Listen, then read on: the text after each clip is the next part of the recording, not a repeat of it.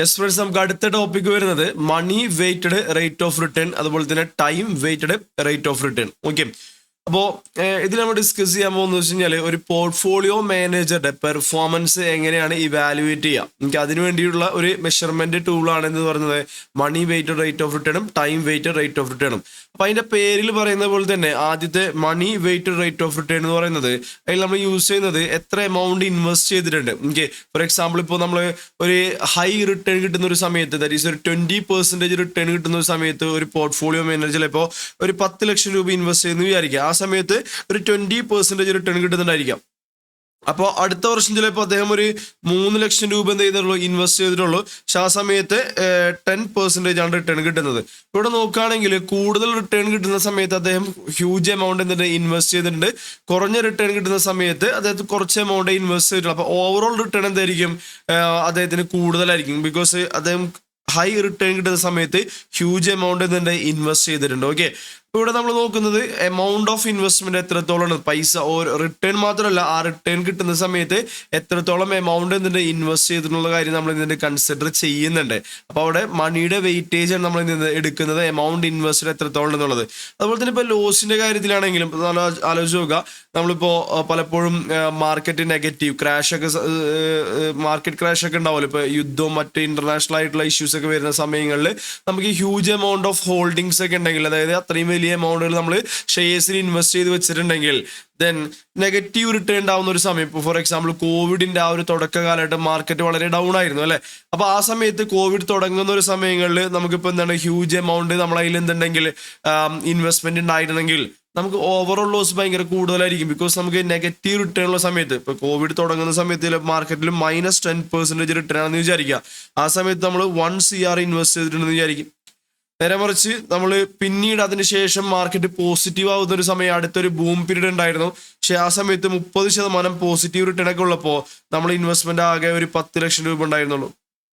അപ്പൊ ഈ ഒരു ഇൻവെസ്റ്റർ റിട്ടേൺ നോക്കുകയാണെങ്കിൽ അതിന് നെഗറ്റീവ് റിട്ടേൺ ആയിരിക്കും കൂടുതലുണ്ടാവുക. കാരണം വെച്ച് കഴിഞ്ഞാല് ലോസ് ഉള്ള സമയത്താണ് ഹ്യൂജ് എമൗണ്ട് ഇൻവെസ്റ്റ് ചെയ്തിട്ടുള്ളത് അല്ലെ. നേരെ വെച്ച് പ്രോഫിറ്റ് കിട്ടുന്ന നല്ല റിട്ടേൺ ഉള്ള സമയത്ത് അദ്ദേഹത്തിന് ഇൻവെസ്റ്റ്മെന്റിന്റെ പ്രൊപ്പോർഷൻ എന്തായിരുന്നു, എമൗണ്ട് ഓഫ് ഇൻവെസ്റ്റ്മെന്റ് വളരെ കുറവായിരുന്നു അല്ലെ. അപ്പൊ ഈ ഒരു രീതിയിൽ നമ്മൾ റിട്ടേണിനെ വാല്യൂ ചെയ്യാനായിട്ട് മെഷർ ചെയ്യാൻ വേണ്ടിയിട്ടാണ് money weighted money weighted rate of return നമ്മൾ യൂസ് ചെയ്യുന്നത്. അതുപോലെ തന്നെ ഈ ഒരു പൈസയുടെ അളവ് കൺസിഡർ ചെയ്യാതെ സോ അതായത് എമൗണ്ട് ഓഫ് ഇൻവെസ്റ്റ്മെന്റ് എത്രയാണ് നോക്കാതെ നമ്മൾ ജസ്റ്റ് ഓരോ വർഷത്തെ റിട്ടേൺ മാത്രം, ദാറ്റ് ഈസ് നമ്മൾ HPR എന്നൊക്കെ പറയുമല്ലോ, അത് നമ്മളെ ഹോൾഡിംഗ് പീരീഡ് റിട്ടേൺ നമ്മൾ പഠിച്ചിട്ടുണ്ടല്ലേ. ആ ഒരു പർട്ടിക്കുലർ ടൈമിന്റെ റിട്ടേൺ മാത്രം ബേസ് ചെയ്തുകൊണ്ട് ഓരോ വർഷത്തിന്റെ HPR കാൽക്കുലേറ്റ് ചെയ്ത് അതിന്റെ ബേസിസിൽ ഒരു ഓവറോൾ റിട്ടേൺ കാൽക്കുലേറ്റ് ചെയ്യുന്ന വിളിക്കുന്ന പേരാണ് time weighted rate of return. അപ്പൊ ഏറ്റവും ബേസിക് ആയിട്ട് പറയുകയാണെങ്കിൽ നമ്മുടെ മണി വെയ്റ്റഡ് റിട്ടേണിന്റെ അകത്ത് നമ്മൾ cash flows so cash inflows and outflows നമ്മൾ കൺസിഡർ ചെയ്യും, എത്ര എമൗണ്ട് ആണെന്നുള്ളത്. നേരെ മറിച്ച് ടൈം വെയ്റ്റഡ് നമ്മൾ എന്ത് കൺസിഡർ ചെയ്യുന്നില്ല, മണി ഇൻവെസ്റ്റർ നമ്മൾ കൺസിഡർ ചെയ്യുന്നില്ല. ഓക്കെ, അപ്പൊ നോക്കാം. നമുക്കിത് തിയറി ആയിട്ടുള്ള ചോദിക്കാം, ഒരു ന്യൂമറിക്കൽ ക്വസ്റ്റ്യൻ ആയിരിക്കും എക്സാമിന് വരുന്നത്. അപ്പൊ നമുക്ക് കൂടുതലും ഒരു ക്വസ്റ്റ്യൻ വെച്ചിട്ട് എന്ത് ചെയ്യാം, എക്സ്പ്ലെയിൻ ചെയ്യാം. ജസ്റ്റ് ഒരു MCQ ലെവലിൽ എന്ത് ചെയ്യാം, ഒരു ടോപ്പിക് മനസ്സിലാക്കാൻ നോക്കാം. Money weighted rate of return is used to evaluate the performance of the portfolio manager. Then ഈ MWRR കാൽക്കുലേറ്റ് ചെയ്യാൻ നിങ്ങൾ പറയുകയാണെങ്കിൽ നിങ്ങൾ ചിന്തിച്ചേക്കാം, it is just like an IRR. Okay, നോക്കാം. MWRR it is like an IRR ആണ്, that is weightage based on the money invested. Okay, so here it will consider the timing and amount of all cash inflows and cash outflows. ഈ ഒരു മണി weighted rate of റിട്ടേണിന്റെ അകത്ത് amount investment എത്രയാണ്, അതുപോലെ തന്നെ നമ്മൾ withdraw ചെയ്തിട്ടുണ്ടെങ്കിൽ അല്ലെ, ഇപ്പൊ ഒരു പോർട്ട്ഫോളിയോയിൽ ഇൻവെസ്റ്റ് ചെയ്യുന്ന അല്ലെങ്കിൽ ഒരു ലോങ് ടൈം ഇൻവെസ്റ്റർ അങ്ങോട്ട് പൈസ ഇറക്കാൻ മാത്രമല്ല ചില സമയത്ത് അതിന് പൈസ തിരിച്ചെടുക്കുകയും ചെയ്യും. അപ്പോൾ അങ്ങോട്ട് ഇൻവെസ്റ്റ് ചെയ്യുന്നത് എത്രയാണ്, തിരിച്ച് വിഡ്രോവൽ എത്രയാണ്, ആ ഒരു എമൗണ്ടും അതിന്റെ ടൈമിംഗ് എന്നിട്ട് കൺസിഡർ ചെയ്യുന്ന ഒരു മെത്തേഡാണെന്ന് പറയുന്നത് money weighted rate of return എന്ന് പറയുന്നത്. ഇറ്റ് ഈസ് ലൈക്ക് എന്താണ് IRR ആണ്. ഓക്കെ, അപ്പൊ ഏറ്റവും സിമ്പിൾ ആയിട്ട് പറയുകയാണെങ്കിൽ MWRR ഈസ് ഈക്വൽ ടു എന്ത് IRR എന്ന് പഠിച്ചാൽ മതി. ഓക്കെ, ഇനി നേരെ മറിച്ച് time weighted rate of return എന്ന് പറയുമ്പോൾ അവിടെ എന്ത് ചെയ്യുന്നില്ല, without considering the amount of investment or withdrawal. Okay, അപ്പൊ അങ്ങോട്ട് ഇൻവെസ്റ്റ് ചെയ്യുന്ന പൈസ എത്രയാണെന്നുള്ളത്, ആ ഒരു ഇൻവെസ്റ്റ്മെന്റും അതിന്റെ വിഡ്രോവലും എത്രയാണെന്നും നമ്മൾ എന്ത് ചെയ്യുന്നില്ല, കൺസിഡർ ചെയ്യാതെ amount of investment cash flows consider ചെയ്യാതെ നമ്മൾ ടൈമിനെ മാത്രം ഓരോ സമയത്തെ റിട്ടേണെ ബേസ് ചെയ്തിട്ട് കാൽക്കുലേറ്റ് ചെയ്ത റിട്ടേണെ വിളിക്കുന്ന പേരാണ് time weighted rate of return എന്ന് പറയുന്നത്. ഓക്കെ, അപ്പോൾ നമുക്കൊരു എക്സാമ്പിളിലൂടെ എന്ത് ചെയ്യാം അതെങ്ങനെയാണെന്ന് മനസ്സിലാക്കാം. അപ്പോൾ ഈ ഒരു നേരത്തെ ഇവിടെ നമ്മൾ MWRR is like an IRR എന്ന് പഠിച്ച പോലെ തന്നെ ഇവിടെ നമുക്ക് TWRR ഈസ് ഈക്വൽ ടു നമുക്ക് വേണമെങ്കിൽ പഠിക്കാം compounded annual growth rate. Okay, it's like a compounded annual growth rate ആണ്. അതായത് time weighted rate of return is equal to എന്താണ് കോമ്പൗണ്ടഡ് ആനുവൽ ഗ്രോത്ത് റേറ്റ് ആണ്. ഓക്കെ, അപ്പോൾ ഇതെന്താണ് മണി വെയ്റ്റഡ് ഈസ് എന്താണ് IRR ആണ്. ഇറ്റ് ഈസ് IRR ആണ്. നേരെ മറിച്ച് ഇത് നമ്മളുടെ കോമ്പൗണ്ടഡ് ആനുവൽ ഗ്രോത്ത് റേറ്റ് ആണ്. Okay, yes. നമുക്കൊരു എക്സാമ്പിൾ നോക്കാം. സോ കൺസിഡർ ഈ ഒരു എക്സാമ്പിൾ നോക്കാം. Calculate the MWRR and TWRR from the following data. Share price at the beginning is ₹200. Okay, അപ്പോൾ ഒരു ഷെയർ ഒരു ഇൻവെസ്റ്റർ ഷെയർ വാങ്ങിക്കാൻ പോവാണ്. അറ്റ് ദ ബിഗിനിങ്ങിൽ എത്രയാണ് ആ ഷെയറിന്റെ പ്രൈസ്? ₹200 ആണ് അതിന്റെ ഷെയറിന്റെ പ്രൈസ്. അപ്പോൾ അദ്ദേഹം ₹200 ആ ഷെയർ വാങ്ങിച്ചു എന്ന് വിചാരിക്കുക. ദെൻ ഇയർ 1, ഇയർ 2, 3, 4 4 വർഷത്തെ ഡാറ്റ തന്നിട്ടുണ്ട്. ഫസ്റ്റ് ഇയർ ആ ഷെയർ നിന്നിട്ടുന്ന ഡിവിഡൻഡ് ₹20 ആണ്. അതിന്റെ ക്ലോസിംഗ് പ്രൈസ് 20 ആണ്. Then dividend 25, second year closing price 250. Then third ഇയറിൽ 20 300 ക്ലോസിംഗ് പ്രൈസ്. ഫോർത്ത് ഇയറിൽ 20 ഡിവിഡൻഡ് കിട്ടും. അതിന്റെ ക്ലോസിംഗ് പ്രൈസ് വരുന്നത് 361 ആണ്. ഓക്കെ, നമ്മളോട് കാൽക്കുലേറ്റ് ചെയ്യാൻ പറഞ്ഞിട്ടുള്ളത് ഏതൊക്കെയാണ്? മണി വെയ്റ്റഡ് റേറ്റ് ഓഫ് റിട്ടേണും അതുപോലെ തന്നെ time weighted rate of return ആണ് അല്ലേ. സോ നമ്മൾ ഏറ്റവും എളുപ്പമുള്ളത് ആദ്യം ചെയ്യാണ് ഞാൻ. Time weighted rate of return എന്ന് പറയുന്നത് എന്താണ്? ജസ്റ്റ് HPR എന്ത് ചെയ്യുക, കാൽക്കുലേറ്റ് ചെയ്യുക. ദെൻ അതിന്റെ ബേസിസിൽ എന്ത് ചെയ്യുക, നമ്മളുടെ കോമ്പൗണ്ടഡ് ആനുവൽ ഗ്രോത്ത് റേറ്റ്. അതിന് കോമ്പൗണ്ടഡ് ആനുവൽ ഗ്രോത്ത് റേറ്റ് നമ്മൾ പഠിച്ചിട്ടുണ്ട്. nth root of future value divide by present value -1 എന്നൊക്കെ അല്ലേ. ഇതാണ് നമ്മുടെ കോമ്പൗണ്ടഡ് ആനുവൽ ഗ്രോത്ത് റേറ്റ് എന്ന് പറയുന്നത്. നമ്മളെ മോഡിഫൈഡ് IRR ഒക്കെ നമ്മൾ കമ്പ്യൂട്ട് ചെയ്യില്ലേ, അതേ ഫോർമുല തന്നെ. Okay, yes. അപ്പോൾ നമുക്ക് സ്റ്റാർട്ട് ചെയ്യാം. ഫസ്റ്റ് ഇയറിലെ HPR. ഓക്കെ, HPR എന്ന് വെച്ചാൽ ഹോൾഡിംഗ് പീരിയഡ് റിട്ടേൺ എന്നല്ലേ. സോ ഫസ്റ്റ് ഇയറിൽ ഈ ഒരു ഷെയർ ഹോൾഡ് ചെയ്ത ആളുടെ റിട്ടേൺ എന്തായിരിക്കും? ഫസ്റ്റ് ഇയറിൽ അദ്ദേഹം ₹200 വാങ്ങുന്നു. ഓക്കെ, അദ്ദേഹത്തിന് ഡിവിഡൻഡ് കിട്ടുന്നത് ₹20 ആണ്.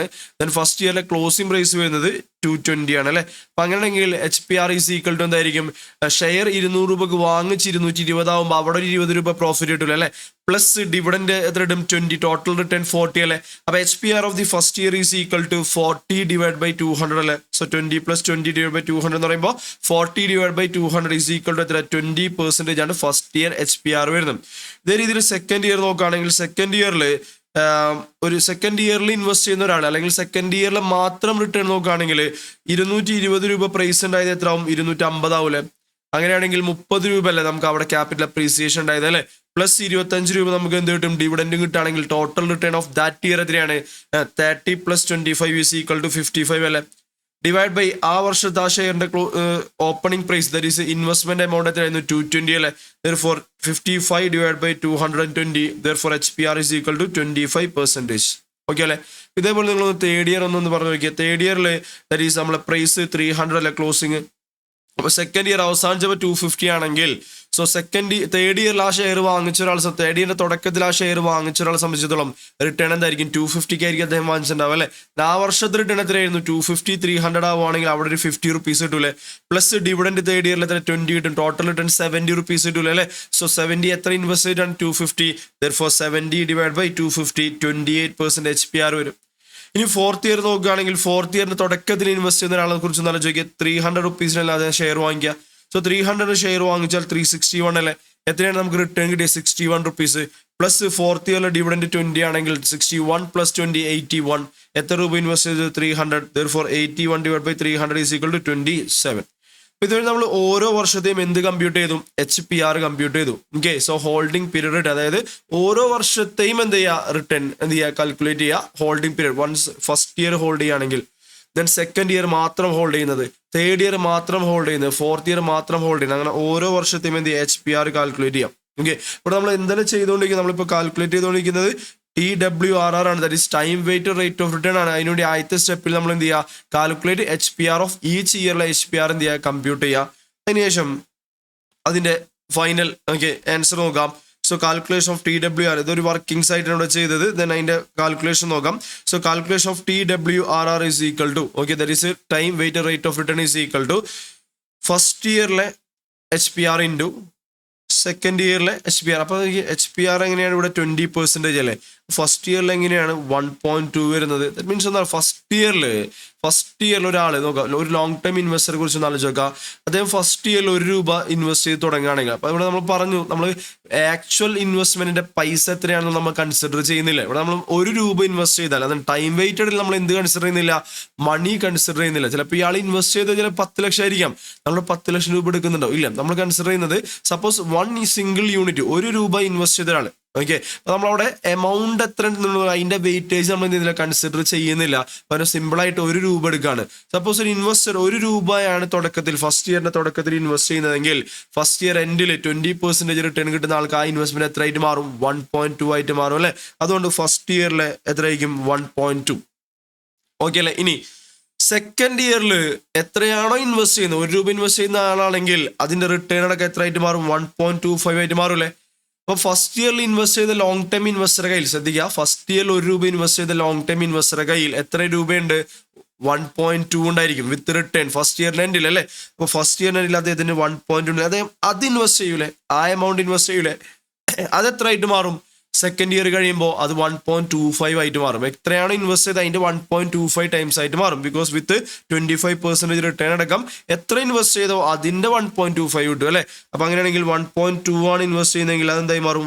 അതിന്റെ 1.25 കിട്ടും. ഓക്കെ, അപ്പൊ സെക്കൻഡ് ഇയർ കഴിയുമ്പോൾ അദ്ദേഹത്തിന് അതിൽ ഇത്രയും എമൗണ്ട് ഉണ്ടാവും. ₹1 ഇൻവെസ്റ്റ് ചെയ്ത ആളതിൽ ഇത്രയും എമൗണ്ട് ഉണ്ടാവും. ഓക്കെ, ഇനി തേർഡ് ഇയറിൽ എത്രയാണ് ഇൻവെസ്റ്റ് ചെയ്യുന്നത് അതിന്റെ എത്ര കിട്ടും? 28% കിട്ടൂലേ.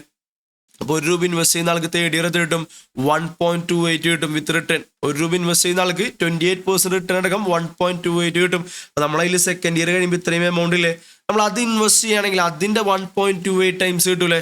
ദെർഫോർ അത് ഇൻറ്റു 1.28 ടൈംസ്. ഓക്കെ, യെസ്, ഇത് നമ്മളതിൽ തേർഡ് ഇയർ കഴിയുമ്പോൾ പൈസ അല്ലേ. ഓക്കെ, ഇനി ഫോർത്ത് ഇയറിൽ ₹1 ഇൻവെസ്റ്റ് ചെയ്യുന്ന ആൾക്ക് റിട്ടേൺ എത്ര കിട്ടും? 27 കിട്ടൂലേ. അപ്പൊ നമ്മളതിൽ എത്ര എമൗണ്ട് ആണോ തേർഡ് ഇയർ കഴിയുമ്പോൾ ഉള്ളത് അത് നമ്മൾ ഇൻവെസ്റ്റ് ചെയ്യുകയാണെങ്കിൽ അതിന്റെ എന്ത് കിട്ടൂലേ? 1.27 ടൈംസ് കിട്ടൂലേ അല്ലേ. Therefore first year HPR into, അതായത് HPR ഒന്നിന്റെ കൂടെ ആഡ് ചെയ്യുക. സോ അതിനെന്ത് ചെയ്യുക? മൾട്ടിപ്ലൈ ചെയ്യുക, 4 വട്ടം മൾട്ടിപ്ലൈ, 4 വർഷത്തിന് ഇതിന് മൾട്ടിപ്ലൈ ചെയ്യുക. ഓക്കെ, ഇനി നമുക്ക് വേണ്ടത് return of the average return ആണ്, ഒരു വർഷത്തെ റിട്ടേൺ ആണ് അല്ലെ. അപ്പൊ നമ്മൾ ഈ ഒരു എമൗണ്ട് മൾട്ടിപ്ലൈ ചെയ്ത് കഴിഞ്ഞാൽ ഈ ഒരു ലെവലിൽ എത്തി നിൽക്കുന്നത് 4 വർഷം കഴിയുമ്പോൾ എമൗണ്ട് ആണ്. നമുക്ക് വേണ്ടത് 4 വർഷം കഴിയുമ്പോൾ എമൗണ്ട് ആണ് ഈ കിട്ടിയിട്ടുള്ളത്. നമുക്ക് വേണ്ടത് 1 വർഷത്തെ ആവറേജ് റിട്ടേൺ ആണ് അല്ലെ. നമ്മൾ നോക്കേണ്ടത് ഈ ഇത്രയും എമൗണ്ട് 4 വർഷം കഴിയുമ്പോൾ ഉണ്ടാവുന്നതാണ്. അങ്ങനെയാണെങ്കിൽ ഏകദേശം ₹1 1 വർഷം കഴിയുമ്പോൾ എത്രയായിട്ട് മാറും? അതിനുവേണ്ടി നമ്മൾ എന്ത് ചെയ്യാം? ജോമെട്രിക് മീൻ എടുക്കുക. ഓക്കെ, അതായത് ഇതിന്റെ എന്തെടുക്കുക? ജോമെട്രിക് മീൻ എടുക്കുക, വിച്ച് ഈസ് ഈക്വൽ ടു 4 വർഷം അല്ലേ. അപ്പൊ അതുകൊണ്ട് അതിന്റെ 1/4 എടുക്കാം. എനിക്ക് ഇവിടെ 4 വർഷം ആയതുകൊണ്ടാണ് 1/4 വന്നത്. 3 വർഷമാണെങ്കിൽ 1/3 വരും, 2 വർഷമാണെങ്കിൽ 1/2 വരും. ഓക്കെ, അപ്പൊ ഇവിടെ നമ്മൾ പവർ കൊടുക്കുക, ജോമെട്രിക് മീൻ കാൽക്കുലേറ്റ് ചെയ്യാൻ വേണ്ടിയിട്ട് ഇവിടെ എന്ത് ചെയ്യുക? പവർ 1/4 എടുക്കുക, ബിക്കോസ് 4 ഇയേഴ്സ് ആയതുകൊണ്ട്. ഇനി നമുക്കറിയാം ഏതൊരു നമ്പറിന്റെയും x⁻² എന്ന് പറഞ്ഞാൽ അതിന്റെ അർത്ഥം എന്താണ്? സ്ക്വയർ റൂട്ട് ഓഫ് x എന്നാണ് അല്ലെ. അതുപോലെ x⁻1/3 എന്ന് പറഞ്ഞാൽ ക്യൂബ് റൂട്ട് ഓഫ് x എന്നാണ് അല്ലെ. അതുപോലെ x⁻1/4 എന്ന് വെച്ച് കഴിഞ്ഞാൽ ഫോർത്ത് റൂട്ട് ഓഫ് x എന്നാണ്. ദാറ്റ് മീൻസ് x⁻1/n എന്ന് പറഞ്ഞാൽ nth റൂട്ട് ഓഫ് x ആണ്.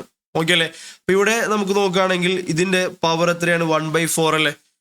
ദെൻ ശ്രദ്ധിക്കുക, അപ്പൊ പവർ 1/4 ആണ്. അപ്പൊ നമുക്ക് അതിന് വേണമെങ്കിൽ എന്ത് പറയാം? ഫോർത്ത് റൂട്ട് ഓഫ് ഈ നമ്പർ എടുത്താൽ പോരെ. ഓക്കെ, സോ ഈ ഒരു 4 നമ്പർ തമ്മിൽ മൾട്ടിപ്ലൈ ചെയ്തിട്ട് അതിന്റെ എന്ത് ചെയ്യാം? ഫോർത്ത് റൂട്ട് എടുത്താൽ ഈ ഒരു ഇതിന്റെ ഭാഗത്തിന് ആൻസർ കിട്ടുമല്ലോ അല്ലെ. ഇനി -1, എന്താണ് ഈ -1 ചെയ്യുന്നത്? കാരണം നമ്മളിവിടെ കാൽക്കുലേറ്റ് ചെയ്യുന്നത് time weighted rate of return മാത്രമാണ്, അതായത് റിട്ടേൺ എലമെന്റ് മാത്രമാണ് അല്ലെ. നമ്മൾ ഇവിടെ കിട്ടിയിട്ടുള്ള എമൗണ്ട് എന്ന് പറയുന്നത് എങ്ങനെയായിരുന്നു? ₹1 ഇൻവെസ്റ്റ് ചെയ്ത ആൾക്ക് 1 വർഷം കഴിയുമ്പോൾ ഏകദേശം എത്ര കിട്ടുന്നതാണ് അല്ലെ. ₹1 ഇൻവെസ്റ്റ് ചെയ്ത ആൾക്ക് 1 വർഷം കഴിയുമ്പോൾ ₹1 അടക്കം ഇൻവെസ്റ്റ് ചെയ്ത എമൗണ്ട് അടക്കം എത്ര കിട്ടുന്നതാണ്? നമുക്ക് റിട്ടേൺ മാത്രമല്ല വേണ്ടത്. അപ്പൊ നമുക്ക് ആ റിട്ടേൺ എലമെന്റ് കിട്ടണമെങ്കിൽ നമ്മൾ എന്ത് ചെയ്യണം? ആ ഇൻവെസ്റ്റ് ചെയ്ത 1 എന്ത് ചെയ്യണം? മൈനസ് ചെയ്യണ്ടേ. അതിനാണ് ഇവിടെ നമ്മൾ എന്ത് ചെയ്യുന്നത്? -1 ചെയ്യുന്നത്. ഫോർമുല വരുന്നത്. Okay, therefore 1.2 into 1.25 into 1.28 into 1.27 raised to 1/4. That is നമ്മൾ ആ ഒരു ജോമെട്രിക് മീൻ കമ്പ്യൂട്ട് ചെയ്യാനായിട്ട്. എന്നിട്ട് കിട്ടുന്ന എമൗണ്ടിന്റെ മീനിങ് എന്തായിരിക്കും? ₹1 ഏകദേശം 1 വർഷം കഴിയുമ്പോൾ എത്രയും മാറുന്നതാണ്. നമുക്ക് വേണ്ടത് അതിന്റെ റിട്ടേൺ എലമെന്റ് മാത്രമാണ്. ദാറ്റ് മീൻസ് അതിൽ നിന്ന് ഇൻവെസ്റ്റ് ചെയ്ത് ₹1 മൈനസ് ചെയ്യുക. അതിനുവേണ്ടി ഫോർമുല ലാസ്റ്റ് -1 എടുക്കാം. Okay, yes. അപ്പൊ അതുകൊണ്ട് എന്ത് ചെയ്യാം? ഇത് 4 തമ്മിൽ മൾട്ടിപ്ലൈ ആണെങ്കിൽ നമുക്ക് 2.4384 കിട്ടും. പവർ 1/4 -1 കണ്ടിന്യൂ ചെയ്യാം. ഇനി നമ്മൾ പറഞ്ഞു ഇതെന്ന് പറഞ്ഞാൽ എന്തായിരിക്കും? x⁻1/4 പോലെ അല്ലേ. അങ്ങനെയാണെങ്കിൽ അതിൻ്റെ ഫോർത്ത് റൂട്ട് എടുത്താൽ പോരെ അല്ലേ. ഫോർത്ത് റൂട്ട് ഓഫ് 2.4384 എടുക്കുക. അതിനുവേണ്ടി നമ്മൾ എന്ത് ചെയ്യുക, കാൽക്കുലേറ്ററിൽ നമ്മൾ 2 വട്ടം സ്ക്വയർ റൂട്ടിൻ്റെ ബട്ടൺ അടിക്കാം. ഓക്കെ, നമ്മൾ മറ്റേ 13 വട്ടം square root -1 +1 into equal to ഈ പരിപാടി ചെയ്യേണ്ട ആവശ്യമില്ല. അത് ചെയ്യണമെങ്കിൽ ഈ 2, 4, 8, 16 ഇങ്ങനെയുള്ള നമ്പേഴ്സ് ആണെങ്കിൽ നമുക്ക് സാധാരണ കാൽക്കുലേറ്ററിൽ നമ്മൾ MJ12D എന്നൊക്കെയുള്ള കാൽക്കുലേറ്ററായിരിക്കും പൊതുവെ യൂസ് ചെയ്യുന്നത് അല്ലേ. ആ കാൽക്കുലേറ്ററിൽ തന്നെ ഈസി ആയിട്ട് ആൻസർ കണ്ടുപിടിക്കാം. ഇപ്പോൾ 2 സ്ക്വയർ റൂട്ടാണ് സെക്കൻഡ് റൂട്ടാണ് കിട്ടുന്നതെങ്കിൽ നമ്മൾ 1 വട്ടം സ്ക്വയർ റൂട്ട് അടിക്കുക. 4 ആണെങ്കിൽ നമ്മൾ 2 വട്ടം അടിക്കാം. 8 ആണെങ്കിൽ 3 വട്ടം. 16 ആണെങ്കിൽ 4 വട്ടം. ഓക്കെ, അങ്ങനെ എന്ത് ചെയ്യുക, സ്ക്വയർ റൂട്ടിൻ്റെ ബട്ടൺ അടിച്ച് നമുക്ക് ഈസി ആയിട്ട് ആൻസർ കിട്ടും. അപ്പോൾ അതുകൊണ്ട് ഇവിടെ ഫോർത്ത് റൂട്ടാണ് നമുക്ക് വേണ്ടത് അല്ലേ. അതുകൊണ്ട് ഈ നമ്പർ എന്ത് ചെയ്യുക, ആദ്യം അടിക്കുക. That is 2.4384. 2 വട്ടം സ്ക്വയർ റൂട്ട് അടിക്കുക ഈസ് ഈക്വൽ ടു 1.2496 എന്നുള്ള ആൻസർ കിട്ടും. -1 എടുക്കാം. ഓക്കെ, അപ്പോൾ അതിൻ്റെ അർത്ഥം on an average that is 1 രൂപ എന്തായി മാറും, 1 വർഷം കഴിയുമ്പോൾ 1 രൂപ 24 പൈസ 96 പിപ്സ് ഒക്കെ ആയിട്ട് എന്ത് ചെയ്യും, മാറും. അപ്പോൾ അങ്ങനെ നമുക്ക് വേണ്ടത് ആ റിട്ടേൺ എലമെന്റ് മാത്രമാണെങ്കിൽ ഈ 1 എന്ത് ചെയ്യുക, മൈനസ് ചെയ്യാം. ഓക്കെ, അപ്പോൾ 1 രൂപയാണല്ലോ 1.24 ആവുന്നത്. അതിൽ എക്സ്ട്രാ നമുക്ക് കിട്ടിയ ആ റിട്ടേൺ എലമെന്റ് എത്രയേ ഉള്ളൂ, ആ ഇൻവെസ്റ്റ് ചെയ്ത എമൗണ്ട് മൈനസ് ചെയ്യുക. ദാറ്റ് ഈസ് 1 എന്ത് ചെയ്യുക, മൈനസ് ചെയ്യുക. സോ അപ്പോൾ 1 മൈനസ് ചെയ്ത് നമുക്ക് എത്ര കിട്ടും, 0.2496 കിട്ടും. ദാറ്റ് ഈസ് പെർസെൻറ്റേജിലോട്ട് മാറ്റുകയാണെങ്കിൽ 24.96% പെർ ആനം കിട്ടും. ഓക്കെ, അപ്പോൾ നമ്മൾ time weighted rate of return എന്ന് റേറ്റ് 4.96 ആണ്. ഇവിടെ നമ്മൾ എന്ത് കൺസിഡർ ചെയ്തിട്ടില്ല, നമ്മളുടെ ഈ മണി ഇൻവെസ്റ്ററിന്റെ വെയിറ്റേജ് എത്രയാണ് നമ്മൾ കൺസിഡർ ചെയ്തിട്ടില്ല. ഓക്കെ, അതേപോലെ തന്നെ ഈ ഒരു ആൻസർ കുറച്ചുകൂടി എളുപ്പമായിട്ട് കിട്ടാൻ, അതായത് ഇങ്ങനെ HPR ഇങ്ങനെ സെപ്പറേറ്റ് കാൽക്കുലേറ്റ് ചെയ്തിട്ട് പിന്നെ ഇങ്ങനെ എഴുതണമെന്നില്ല. സെയിം ഈ ഒരു ആൻസർ കിട്ടാനായിട്ട് നമുക്ക് വേറൊരു വഴി ഉപയോഗിക്കാം. സിമ്പിൾ ആയിട്ടുള്ള നോക്കാം, ഓൾട്ടർനേറ്റീവ്ലി നോക്കാം. സപ്പോസ് ഫസ്റ്റ് ഇയർ നിങ്ങൾ ഷെയർ വാങ്ങിക്കുകയാണെങ്കിൽ എത്ര രൂപയ്ക്കായിരിക്കും നിങ്ങൾ ഷെയർ വാങ്ങിക്കുക, 200 റുപ്പീസിനായിരിക്കും ഷെയർ വാങ്ങിക്കുക അല്ലേ. ദെൻ വിത്ത് നിങ്ങളുടെ ഡിവിഡൻഡ് അടക്കം നിങ്ങൾക്ക് എത്ര രൂപ കിട്ടും റിട്ടേൺ ആയിട്ട്. ഓക്കെ, ഫസ്റ്റ് ഇയർ നമുക്ക് 220 രൂപയാണ് ക്ലോസിംഗ് പ്രൈസ് അല്ലെ, 220 രൂപയാണ് ക്ലോസിംഗ് പ്രൈസ് പ്ലസ് ഡിവിഡൻഡ് കൂടെ അടക്കം നമ്മൾ ഫസ്റ്റ് ഇയർ കഴിയുമ്പോൾ അദ്ദേഹത്തിന്റെ വെൽത്ത് എത്ര ഉണ്ടാവും, 240 ഉണ്ടാവും. ഫസ്റ്റ് ഇയറിൽ 200 ഷെയർ വാങ്ങിച്ച ആളുടെ എൻഡിങ് വെൽത്ത് അല്ലെ, സ്റ്റാർട്ടിങ് ആൻഡ് എൻഡിങ് ഒന്ന് ആലോചിക്കുക. സ്റ്റാർട്ടിങ് 200, എൻഡിങ് വാല്യൂ 240 അല്ലേ. അപ്പം അങ്ങനെയാണെങ്കിൽ ഫസ്റ്റ് ഇയറിലെ റിട്ടേൺ എന്ന് പറഞ്ഞാൽ 240 ഡിവൈഡ് ബൈ 200 അല്ലേ, ending divide by starting. Okay, ending divide by starting അതല്ലേ ഫസ്റ്റ് ഇയറിൽ റിട്ടേൺ. ഓക്കെ, അപ്പോൾ സെക്കൻഡ് ഇയർ അതേ ലോജിക്ക് ആലോചിക്കുക. സെക്കൻഡ് ഇയറിൽ സ്റ്റാർട്ട് ചെയ്യുന്നത് ഒരാൾ സെക്കൻഡ് ഇയറിലാണ് ഈ ഷെയർ വാങ്ങുന്നതെങ്കിൽ സ്റ്റാർട്ടിങ് എത്രയിലായിരിക്കും, 220 സെക്കൻഡ് ഇയറിന്റെ തുടക്കത്തിൽ വാങ്ങിക്കുകയാണെങ്കിൽ 220 സ്റ്റാർട്ട് ചെയ്യുക അല്ലേ. അദ്ദേഹത്തിന്റെ എൻഡിങ് വെൽത്ത് എന്തായിരിക്കും, എൻഡിങ് ആകുമ്പോൾ 250 റുപ്പീസ് ആയിരിക്കും ഷെയറിന്റെ ക്ലോസിംഗ് പ്രൈസ് പ്ലസ് ആ വർഷം അദ്ദേഹത്തിന് 25 റുപ്പീസ് ഡിവിഡൻഡ് ഉണ്ടാവും അല്ലേ. രണ്ടും കൂടെ ആഡ് ചെയ്യുമ്പോൾ 275 അല്ലേ. അപ്പോൾ എൻഡിങ് ഡിവൈഡ് ബൈ സ്റ്റാർട്ടിംഗ് എന്ന് പറയുമ്പോൾ 275 divide by 220, 275 divide by 220. Okay, third year ഒന്ന് ആലോചിച്ച് നോക്കിയാൽ, തേർഡ് ഇയറിൽ ഒരാൾ ഷെയർ വാങ്ങിക്കുകയാണെങ്കിൽ തേർഡ് ഇയറിന്റെ തുടക്കത്തിൽ അഥവാ സെക്കൻഡ് ഇയറിന്റെ ക്ലോസിംഗ് പ്രൈസിലല്ലേ വാങ്ങിക്കുക, 250 വാങ്ങിക്കുക. ഓക്കെ, അദ്ദേഹത്തിന് തേർഡ് ഇയറിൽ 300 റുപ്പീസിലെ ക്ലോസിംഗ് പ്രൈസ് പ്ലസ് എന്ത് കിട്ടില്ല, ഡിവിഡൻഡ്. അപ്പോൾ 20 + 300 320 അല്ലേ. So ending wealth 320 divide by starting എത്രയാണ്, 250 അല്ലേ.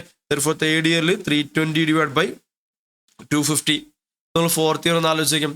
ഫോർത്ത് ഇയറിൽ ഇൻവെസ്റ്റ് ചെയ്യുന്ന ഒരാൾ തേർഡ് ഇയറിന്റെ ക്ലോസിംഗ് പ്രൈസിലല്ലേ നമ്മൾ എന്ത് ചെയ്യാത്ത ഫോർത്ത് ഇയറിൽ ഇൻവെസ്റ്റ് ചെയ്യുക അല്ലേ. അപ്പം അങ്ങനെയാണെങ്കിൽ ഫോർത്ത് ഇയറിലെ starting point 300 then fourth year കഴിയുമ്പോൾ 361 + 20 അല്ലേ. ഓക്കെ, അപ്പോൾ അങ്ങനെയാണെങ്കിൽ ടോട്ടൽ 381 അല്ലേ അദ്ദേഹത്തിന്റെ എൻഡിങ് വെൽത്ത് അല്ലേ.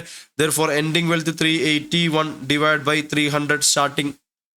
ഇങ്ങനെ ഓരോ വർഷത്തെ എന്ത് ചെയ്യുക, ഒരാള് ഒരു വർഷം ആ വർഷം മാത്രമേ ഇൻവെസ്റ്റ് ചെയ്യുള്ളൂ എന്ന് വിചാരിക്കാം. ഓക്കെ, ഓരോ വർഷത്തെ മാത്രം റിട്ടേൺ കാൽക്കുലേറ്റ് ചെയ്യാൻ പോവാണ്. അപ്പോൾ ആ വർഷത്തെ സ്റ്റാർട്ടിങ്ങിലെ എമൗണ്ട് എത്രയാണ്, ആ ഷെയറിന്റെ പ്രൈസ് നമ്മൾ ഷെയറിലാണല്ലോ ഇൻവെസ്റ്റ് ചെയ്യുന്നത്. അപ്പോൾ ഷെയറിന്റെ പ്രൈസ് കൊടുത്താൽ പോരെ. അപ്പോൾ ആ ഷെയറിന്റെ പ്രൈസ് നമ്മൾ ഇൻവെസ്റ്റ്മെന്റ് എമൗണ്ട് ആയിട്ട് എടുക്കുക.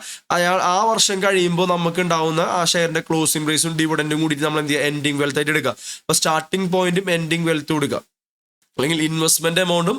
ഓക്കെ, ഇൻവെസ്റ്റ്മെന്റ് സ്റ്റാർട്ടിങ്ങും then investment at the end, that is ending wealth. Okay, ഇങ്ങനെ എടുക്കുകയാണെങ്കിൽ ഓരോ വർഷത്തെ നമുക്ക് എന്ത് കിട്ടും, റിട്ടേൺ നമുക്ക് കാൽക്കുലേറ്റ് ചെയ്യാൻ പറ്റും. അപ്പോൾ ഇതിന്റെ ആൻസർ നോക്കുകയാണെങ്കിൽ എക്സാക്ട്ലി നമുക്ക് നേരത്തെ ചെയ്ത അതേ 1.2, 1.25, 1.28, 1.27 എന്നുള്ള സെയിം എമൗണ്ട് ഇവിടെ സെയിം ഫിഗേഴ്സും കൂടെ കാണാനായിട്ട് പറ്റും. ഓക്കെ, ബാക്കി എൻ്റെ കാൽക്കുലേഷൻ ഒക്കെ സെയിം തന്നെ 24.96 കിട്ടും. ഞാൻ പറഞ്ഞു വന്നതെന്ന് വെച്ച് കഴിഞ്ഞാൽ നിങ്ങൾ സെപ്പറേറ്റ് ഇവിടെ HPR കാൽക്കുലേറ്റ് ചെയ്തിട്ടും ചെയ്യാം. ഇനി അതല്ല, ഈ രീതിയിൽ ഞാനിപ്പോൾ പറഞ്ഞ പോലെ സ്റ്റാർട്ടിങ് എൻഡിങ് ഉള്ള ആ ഒരു കോൺസെപ്റ്റ് വെച്ച് ചെയ്താലും സെയിം HPR നമുക്ക് കാൽക്കുലേറ്റ് ചെയ്യാനായിട്ട് പറ്റും.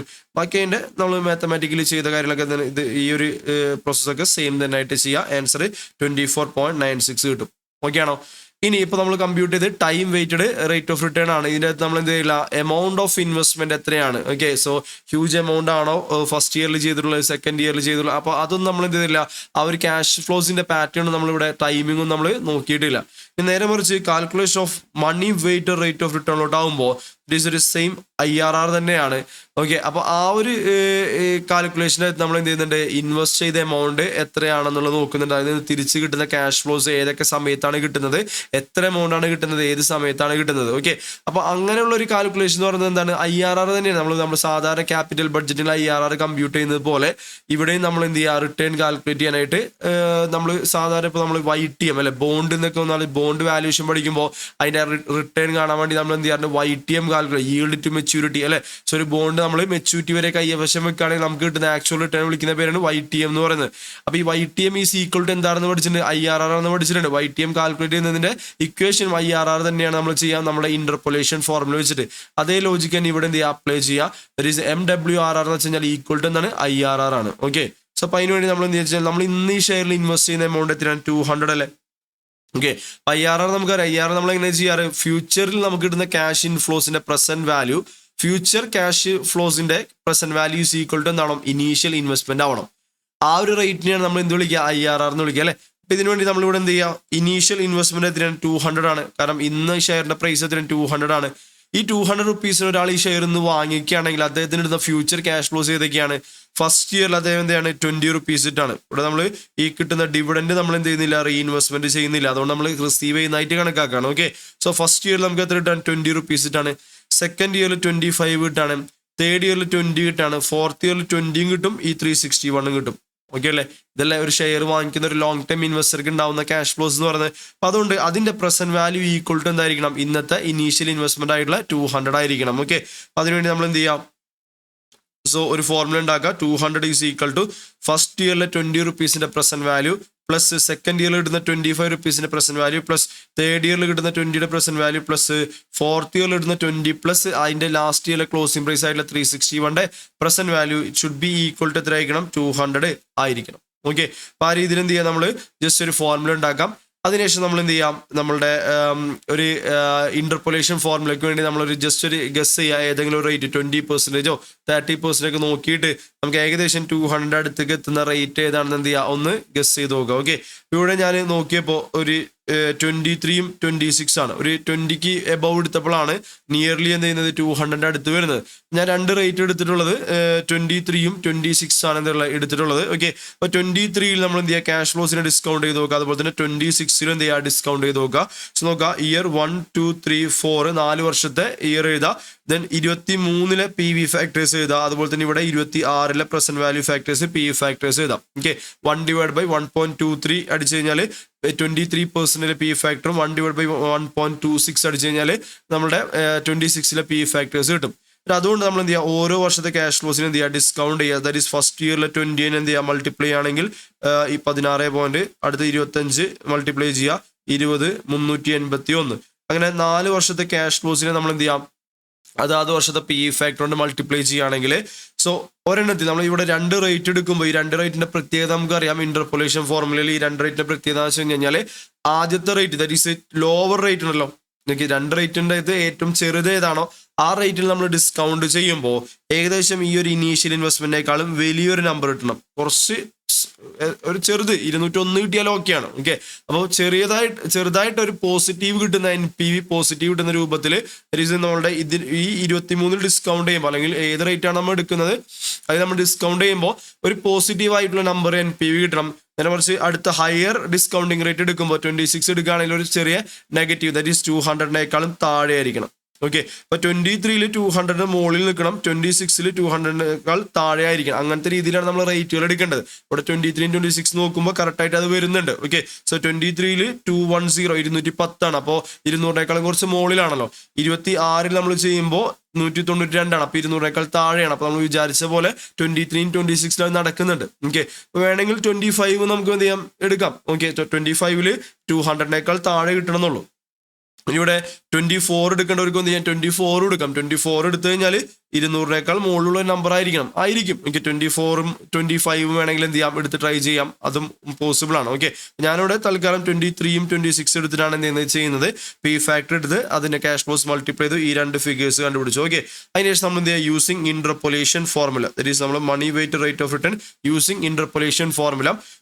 നമുക്കറിയാം ഇന്റർപോളേഷൻ ഫോർമുല എന്ത് ചെയ്യുന്നു, ലോവർ റേറ്റ് അല്ലെ plus NPV at lower rate divide by NPV at lower rate minus NPV at higher rate into higher rate minus lower rate. അതായത് റേറ്റുകൾ തമ്മിലുള്ള വ്യത്യാസം. ഓക്കെ അല്ലേ? അപ്പോൾ ഈ ഒരു ഫോർമുല എന്ത് ചെയ്യാം, എല്ലാവർക്കും അറിയുന്നതാണ്, ഓൾറെഡി നമ്മൾ പല ചാപ്റ്റേഴ്സിലും പഠിച്ചിട്ടുള്ളതാണ് അല്ലേ. ഇതെന്ത് ചെയ്യുക, വാല്യൂ സബ്സ്റ്റിറ്റ്യൂട്ട് ചെയ്യുക. Lower rate 23% plus NPV at lower rate എന്ന് പറയുന്നത് 200ഉം 210 നമ്മൾ ഈ ഒരു വ്യത്യാസം, that is 10.03. NPV at lower rate 10.03 divide by NPV at lower rate 10.03 minus NPV at higher rate എന്ന് പറയുമ്പോൾ 26 NPV കാൽക്കുലേറ്റ് ചെയ്യുമ്പോൾ 200 ഈ ഒരു ഇത് മൈനസ് ചെയ്യുമ്പോൾ നമുക്ക് നെഗറ്റീവ് NPV ആണ് അല്ലേ. കാരണം ഇൻഫ്ലോസിന്റെ പ്രസന്റ് ക്യാഷ് ഇൻഫ്ലോസിന്റെ പ്രസന്റ് വാല്യൂ 192 ആണ്. ഇനീഷ്യൽ ഇൻവെസ്റ്റ്മെന്റ് 200 ആണെങ്കിൽ 192 മൈനസ് 200 എന്ന് പറയുമ്പോൾ നമുക്ക് നെഗറ്റീവ് 7 പോയിന്റ് സംതിങ് ആണ് വരിക അല്ലേ. ദെർഫോർ അവിടെ നെഗറ്റീവ് 7.11 എടുക്കുക ഇൻറ്റു ഡിഫറൻസ് ബിറ്റ്വീൻ റേറ്റ് എന്ന് പറയുമ്പോൾ 23, 26 നമ്മൾ വ്യത്യാസം 3%. ഇവിടെ ഡിനോമിനേറ്റർ നോക്കുകയാണെങ്കിൽ മൈനസ് ഓഫ് മൈനസ് വരുന്നുണ്ട്. അപ്പം എന്ത് ചെയ്യുക, 10ഉം 7ഉം കൂടി പ്ലസ് ചെയ്യുക. സോ 17 വരും. ഓക്കെ, ഈ ഒരു ഫോർമുല കണ്ടിന്യൂ ചെയ്ത് വരുമ്പോൾ ഫൈനൽ ആൻസർ 24.75 വരും. ചെയ്ത് നോക്കാം. ഓക്കെ, ഇവിടെ നമ്മൾ ചെയ്ത പ്രകാരം നമ്മുടെ മണി വെയിറ്റഡ് റേറ്റ് ഓഫ് റിട്ടേണും നമുക്ക് എത്ര 24.75 ആണ് കിട്ടുന്നത്. നേരത്തെ നമ്മളുടെ ടൈം വെയിറ്റ് ആണെങ്കിൽ 24.96ഉം അതുപോലെ തന്നെ മണി വെയിറ്റ് ആണെങ്കിൽ 24.75 ആണ് വരുന്നത്. ഇതാണ് നമ്മൾ ഇതിന്റെ കാൽക്കുലേഷൻ പ്രോസസ് എന്ന് പറഞ്ഞത്. അപ്പോൾ എല്ലാവരും ചെയ്തു നോക്കുക, വളരെ സിമ്പിൾ ആണ്. സോ നമ്മുടെ ടൈം വെയിറ്റഡ് ഈസ് ഏറ്റവും ഷോർട്ടായിട്ട് പഠിക്കണം. ടൈം വെയിറ്റഡ് എന്ന് പറയുമ്പോൾ ഏതുപോലെയാണ്, CAGR പോലെ കാൽക്കുലേറ്റ് ചെയ്യാം. ഓക്കെ, മണി വെയിറ്റഡ് എന്ന് പറയുമ്പോൾ നമ്മൾ IRR പോലെ കാൽക്കുലേറ്റ് ചെയ്യാം. രണ്ടും സെയിം തന്നെ. Okay, yes. അപ്പോൾ സിമ്പിളായിട്ട് പഠിക്കുക. ഇത് അത്ര ഇതുവരെ ചോദിച്ചിരുന്നില്ല എക്സാമിന്, എന്നാലും എന്ത് ചെയ്യാം, ഒന്ന് ചെയ്ത് നോക്കാം. ഓക്കെ.